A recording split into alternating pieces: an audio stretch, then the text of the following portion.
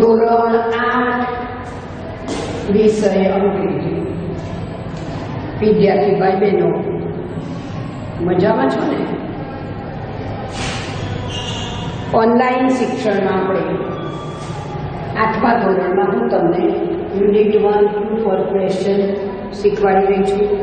એમાં યુનિટ 1માં આપણે 4 એક્ટિવિટી જોઈ સમજાવી. 5મી એક્ટિવિટી હતી એમાં કનૈયાલાલ મુનશી જે એક લેખક હતા એના જીવન રેખા વિશે મેં તમને ગઈ વખતે સમજાવ્યું. હવે એક્ટિવિટી 6 આવે છે. એક્ટિવિટી 6માં આપણે કેટલાક વાક્ય આપ્યા છે. એમાં ક્વિઝ આપણે જે ક્વિઝ છે એમાં કેટલાક વાક્ય આડાઅવળી થઈ ગયા છે. એ વાક્યને યોગ્ય ક્રમમાં ગોઠવવા છે. હવે 5 નંબરની જે એક્ટિવિટી છે એમાં આપણે જે મેં તમને લેખકની સમજ આપી હતી કનૈયાલાલ મુનશીની, એમાં નીચે તમને એવું કહ્યું હતું કે કદાચ જો તમે કોઈ governor of Uttar Pradesh, you may think when he was the governor of ઉત્તર પ્રદેશને કોઈ ગવર્નર મંત્રીને તમે મળો, what question would you ask him? તમે એમને કયા પ્રશ્ન પૂછો એ અહીં આગળ આપણે લખવાનું રહી ગયું. બરાબર? Prepare your fathers mothers timeline, write 5 sentences about you. હવે આજે આપણે કનૈયાલાલ મુનશીની ટાઈમલાઈન એની જીવન રેખા જોઈને એવી જ રીતે તમારા ફાધરની કે છે તમે બનાવો. એ તો તમારે જાતે કરવાનું, પણ આ છે કે તમે મંત્રીને મળો એ પહેલાં તમને હું એક્ટિવિટી 5ના જે ક્વેશ્ચન છે એ ક્વેશ્ચન તમને હું લખું કે મંત્રીને આપણે શું પૂછીએ. બરાબર?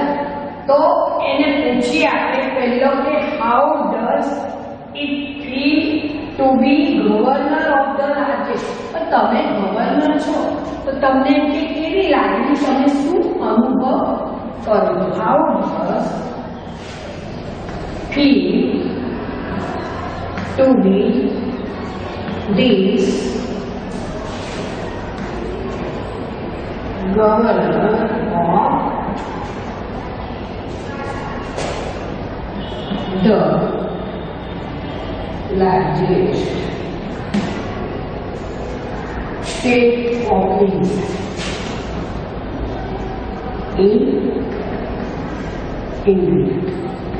ભારતના તમે આ સ્ટેટના જે મંત્રી છો તમે કઈ લાગણી અનુભવો છો? પછી બીજો પ્રશ્ન છે what are the duties of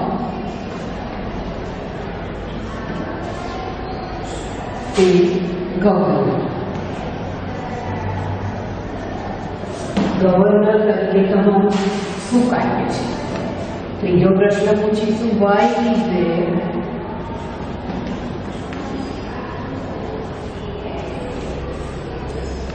નો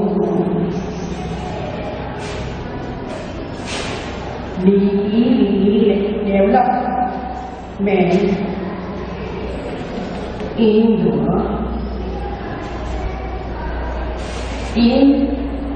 ઉત્તર પ્રદેશ. બરાબર? યુપી. એમાં પણ ક્વેશ્ચનમાં ક્વેશ્ચનના ક્વેશ્ચન પૂછ્યા છે. કોને આપણે પૂછ્યા છે? કોને? મંત્રી. ચોથો આવશે what do you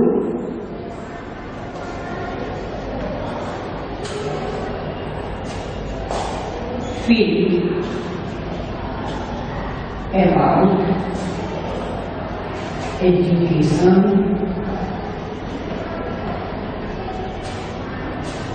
in Uttar Pradesh. પાંચમું છે what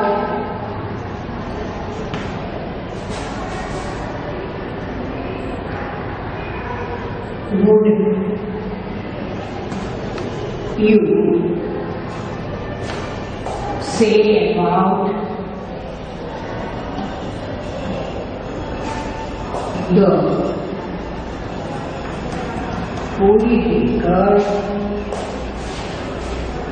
politician in the state.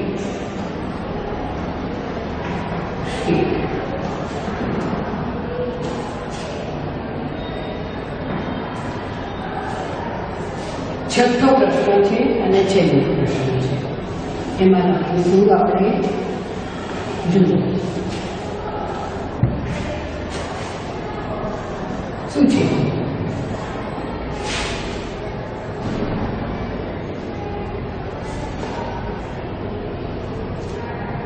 Would you like the book?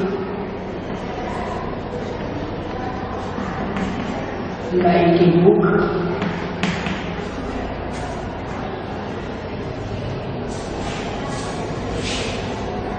Write a book on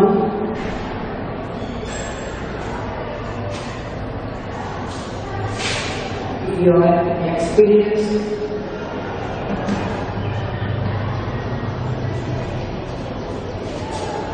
as the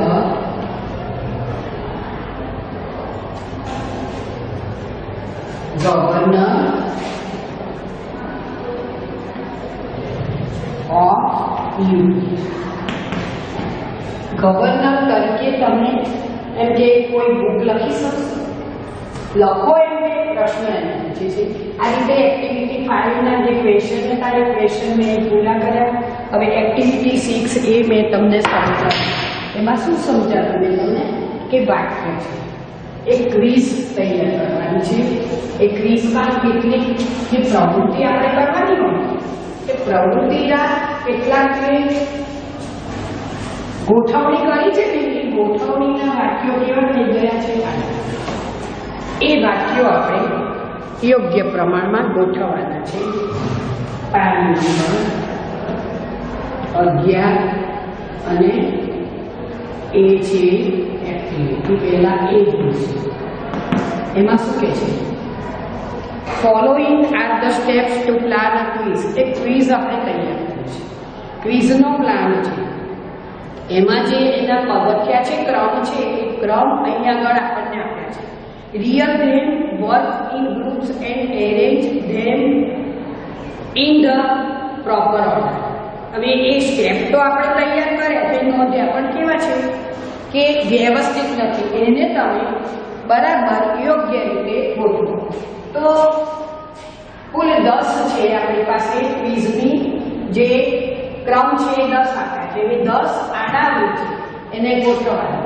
જે પહેલું વાક્ય છે એ 7 નંબર આવશે, બીજું વાક્ય છે 2 નંબર, ત્રીજું છે 9, 4 નંબરના વાક્યમાં 8 આવશે. 5 નંબરનું જે વાક્ય છે એમાં 1 નંબર આવશે. 6 નંબરનું જે આપણે ક્વિઝની જે સ્ટેપ છે એનો નંબર આવશે 5. 7 નંબર છે એમાં એ સ્ટેપ આવશે 6. પછી 8 આવશે એમાં 4 નંબર, 9 નંબરમાં 3 અને 10 માં તો 10 નંબર છે. એમાં શું કહે છે? 10 નંબરમાં પ્લે ધ ક્વિઝ. ક્વિઝ તમે રમો. 1 number list question and their answer. પ્રશ્નોનું આપણે પહેલા લિસ્ટ બનાવીએ અને એના આન્સર શું છે એ આપણે બનાવીએ. 2 number decide question for each round. જે એનું રાઉન્ડ છે જે આપણે ક્વિઝ તૈયાર કરવાની છે એમાં આપણે ડિસાઇડ કરીશું શું? તો કે ક્વેશ્ચન એટલે કે એના પ્રશ્નો. 3 નંબર છે એમાં categories the question of each round. દરેક જે રાઉન્ડ છે એમાં એની કેટેગરી આપણે તૈયાર કરીશું. 4 નંબર છે એમાં designs the point for each question. દરેક ક્વેશ્ચન છે એના પોઈન્ટ આપણે નક્કી કરીશું. 5 નંબર ફિક્સ ધ ટાઈમ, દરેક પ્રશ્નનો સમય. 6 number give unique name to each round, દરેક રાઉન્ડને આપણે નામ આપીશું. 7 નંબરમાં આવશે make a group of 3 to 5 friend, 3 કે 4 મિત્રોનું એક ગ્રુપ આપણે તૈયાર કરીએ. બરાબર, આ ક્વિઝ આવી આપણે તૈયાર કરવી હતો. 8 નંબર છે એમાં give name to each group, દરેક ગ્રુપ હોય એને નામ આપવા પડે. અને select the score and quiz master, જે મેઇન હોય ને ક્વિઝ માસ્ટર, એ ક્વિઝમાં જે આપણને નંબર્સ એટલે કે માર્ક્સ આપે એને સિલેક્ટ એનો સ્કોર કરવાનો. બરાબર, સ્કોરર એન્ડ આ quiz master. 10 number play the quiz, quiz આપણી તૈયાર થઈ ગઈ છે. હવે આ રીતે આપણે પ્રવૃત્તિઓના આધારે 4-5 જૂથના જે પ્રશ્ન છે એ અહીં તૈયાર કરવાના. હવે 6B માં આપણને એ પ્રમાણે સમજાવે કે આ જે ક્વિઝ આપણે તૈયાર કરી છે ને 6-6A એક્ટિવિટી 6A માં એ જે ક્વિઝ તૈયાર કરીને એમાં એમ કે જે બીજી ક્વિઝ છે એનું તમે આયોજન કરો અને એના આધારે કેટલાક 5 જૂથના પ્રશ્ન તૈયાર કર્યો અને એ ઉપરાંત તમે ટીવી પર આવી કેટલીક ક્વિઝના કાર્યક્રમો જુઓ અને એ ક્વિઝ તૈયાર થઈ જાય પછી તમે એમ કે તમારી શાળામાં આવી ક્વિઝ ફરીથી ગોઠવો. એટલે 6B માં એ છે અને 6C છે એક્ટિવિટી 5 નંબર આપણે આવશે 11 અને 12 એક્ટિવિટી C 6C. બરાબર, હવે 6C માં શું છે? નીચેના પ્રશ્નોના ઉત્તરો માટે વિકલ્પ બનાવો. હવે આ જે પાઠ આપણે જોયો ને, યુનિટ જોયો ને, એક્ટિવિટી જે પહેલી જોઈ એ પછી બીજી જોઈ, ત્રીજી જોઈ, ચોથી, એમાં આપણે શું જોયું? તમને મેં પહેલા પણ યુનિટ સમજાવતા પહેલા સમજાવેલું. જે અહીંયા આગળ આપણે આ જોયું ને નંદિતા વિશે. હવે એ નંદિતા છે એ શું છે? આપણે ક્વિઝ જોયું જે કરોડપતિ કોણ બનેગા કરોડપતિ, આપણે અમિતાભ બચ્ચનનો ટીવીમાં જે શો જોઈએ છે એવી અહીં નંદિતાએ જે પોતાની સીટ પર આવીને ક્વેશ્ચનના આન્સર આપ્યા. એ પોતે 3 ક્વેશ્ચન સાચા આપ્યા, એને સ્કોલરશિપ પ્રાપ્ત થઈ, એ આપણે જોયું. બરાબર, હવે એના જ અનુસંધાનમાં આપણને કેટલાક પ્રશ્નોના ઉત્તરો 6C માં આપ્યા છે. એ 6C માં પ્રશ્નના ઉત્તર છે. એમાં ઉપર પ્રશ્ન આપ્યો છે, નીચે 4 ઓપ્શન છે.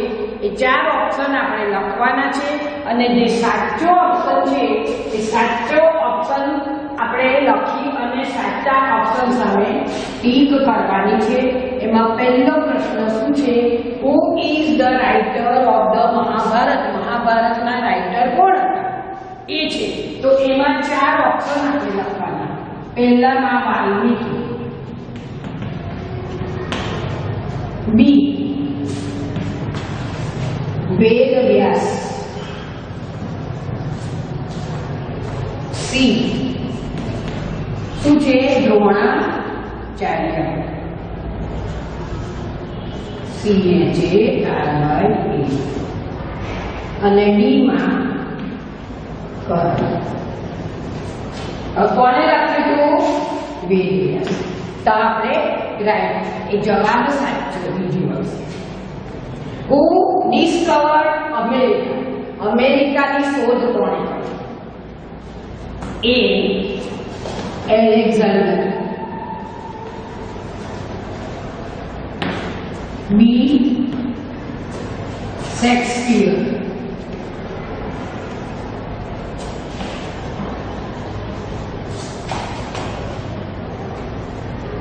C કોલંબસ અને D ઓબામા. તમે ઇતિહાસમાં ભણી ગયા, બરાબર, હિસ્ટ્રીમાં, કે સૌ પ્રથમ અમેરિકા ખંડની શોધ કરનાર કોણ હતો? તો કે કોલંબસ. એટલે અહીં C આગળ આપણે નાઇટ કરીશું. C જવાબ અહીં સાચો છે. ત્યાર પછી પાન નંબર 12 પર આપણે આગળ વધીશું. ત્રીજો પ્રશ્ન આપણને અહીં આપ્યો છે. એમાં શું કહે છે? આ જ પ્રમાણે એમાં પણ 4 ઓપ્શન છે. ત્રીજો પ્રશ્ન છે, when did the battle of Plassey take place? પ્લાસીનું યુદ્ધ ક્યારે? A 1917, B 1817, C 1850, D 1717. આ પણ ઇતિહાસમાં આપણે ભણી ગયા છે, હિસ્ટ્રીમાં. એમાં ડી આવશે 1717. આજે આપણે ઓપ્શન જોયા, ક્વેશ્ચન જોયા અને એના સાચા ઓપ્શન સામે મેં રાઈટ કર્યું. આ જ પ્રમાણે એક્ટિવિટી 6D છે. એ એક્ટિવિટી 6D માં આપણને ઓપ્શન આપ્યા છે. એ ઓપ્શન આપ્યા છે અને એ ઓપ્શન પ્રમાણે આપણે નીચે ક્વેશ્ચન બનાવવાના છે. એ આપણે એક્ટિવિટી 6D આવતીકાલે જોઈશું. થેન્ક યુ વિદ્યાર્થી ભાઈ બહેનો.